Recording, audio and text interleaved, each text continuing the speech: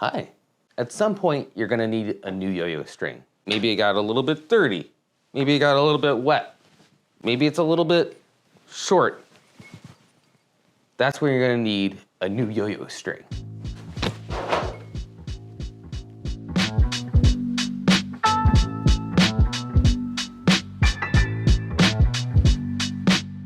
To put on a new yo-yo string, what you're gonna do is first remove the old yo-yo string. I'm spinning the yo-yo counterclockwise to open up that loop. Once you have that loop open, you can easily take it off. To put on the new yo-yo string, remove one from your handy yo-yo strings.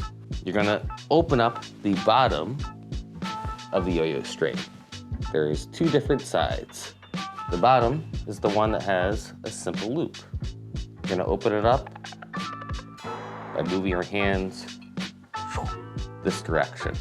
And you're gonna put your fingers in the middle to open up that loop.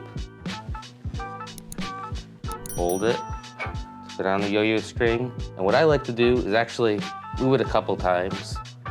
And then you're gonna be pulling up on the yo-yo string as a release.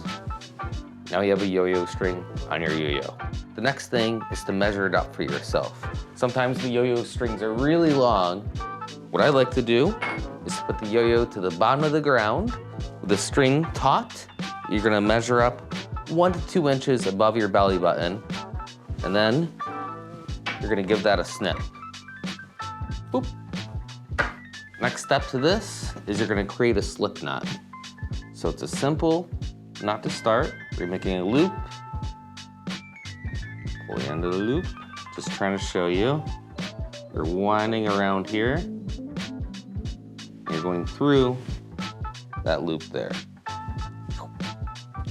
After that, you're gonna be taking that loop and then pulling the string through it, and that creates a slip knot. We have strung the yo-yo, we have measured it, we have made the knot.